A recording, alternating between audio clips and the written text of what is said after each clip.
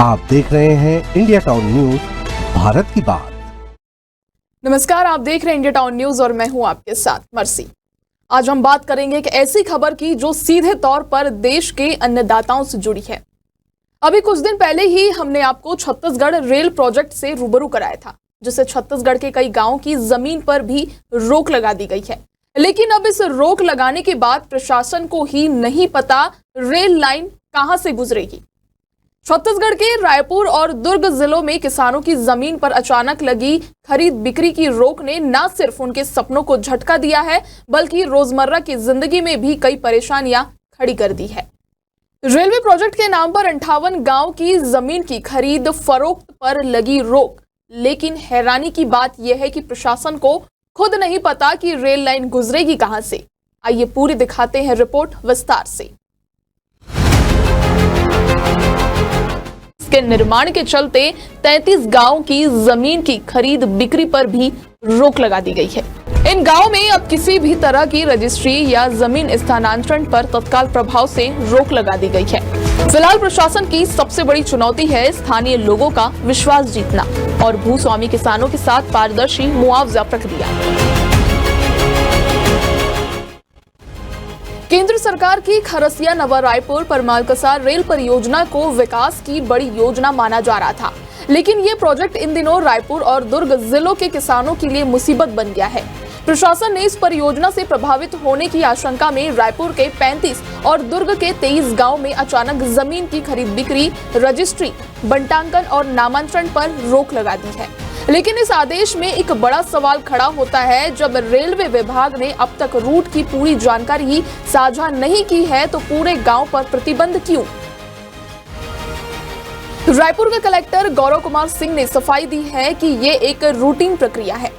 Railway से मार्ग की सटीक जानकारी मांगी गई है ताकि बाद में सिर्फ प्रभावित खसरों पर ही रोक लागू हो।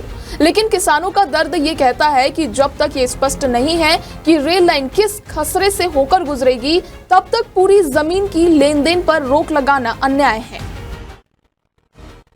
इन गांव के किसान रोजाना एसडीएम और एडीएम कार्यालयों के चक्कर काट रहे हैं। किसी की बेटी की शादी अटकी है तो किसी के बेटे की पढ़ाई, किसी को इलाज के लिए जमीन बेचनी थी, लेकिन अब रजिस्ट्री नहीं हो पा रही है और बैंक भी लोन देने से मना कर रहे हैं। किसानों का कहना है कि जब हमारी जमीन का अधिग्रहण भी नहीं हुआ, मुआवजा भी नहीं मिला, तो हम उस जमीन के मालिक होकर भी उसका उपयोग नहीं कर पा रहे हैं। ये कैसा न्याय है? अब जरा जानते हैं कौन कौन से ये गांव प्रभावित हैं। रायपुर जिले के मंदिर, हसौद, गोबरा, नवापारा और अभनपुर ब्लॉक के 35 गांव इस रोक के दायरे में हैं। इनमें आलेसुर, पचरी, नाहरडी, खरोरा, टिकारी, परसदा, गिरोला, खट्टी, कोलर जैसे कई गांव शामिल हैं। दुर्ग जिले के 23 गांव, जिनमें घुगसिडी, बोरीगारका, चंदखुरी, नवागांव, फेकारी, देवादा और सांतरा शामिल है। इन पर सभी अचानक रोक लगा दी गई है। गौर करने वाली बात यह है कि दुर्ग जिले के किसान पहले से ही भारतमाला प्रोजेक्ट के कारण परेशान हैं। साल 2018 से ही 26 गांव में जमीन की खरीद बिक्री पर रोक है। उनमें से सिर्फ 4 गांव से ही रोक हटाई गई है और अब नई रेल परियोजना के नाम पर 23 और गांव पर प्रतिबंध लग जाना इन किसानों के लिए दोहरी मार जैसा है।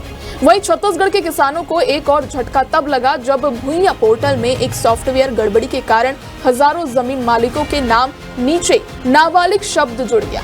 सोचिए, बालिग व्यक्ति को दस्तावेजों में नाबालिग बता दिया गया। कई जिलों में बैंक लोन, बंटवारा और रजिस्ट्री सब अटक गया।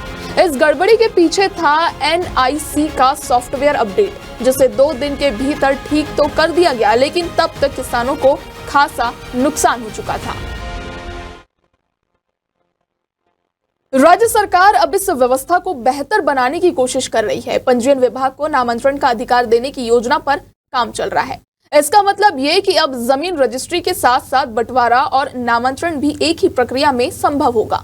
इसके लिए भुइयां पोर्टल को फिर से अपडेट किया जा रहा है और कुछ जगहों पर पायलट प्रोजेक्ट शुरू भी हो चुका है।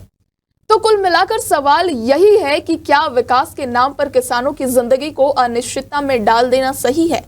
जब तक रेलवे से साफ जानकारी नहीं आती, क्या जरूरी नहीं कि सिर्फ उन्हीं खसरों पर रोक लगे जिनसे रेल लाइन गुजरने वाली है? किसान अब आंदोलन की चेतावनी दे रहे हैं। प्रशासन को चाहिए कि जल्द से जल्द स्थिति स्पष्ट करे ताकि किसानों को राहत मिल सके। फिलहाल के लिए इतना ही। मुझे दीजिए इजाजत और आप देखते रहिए इंडिया टाउन न्यूज, भारत की बात।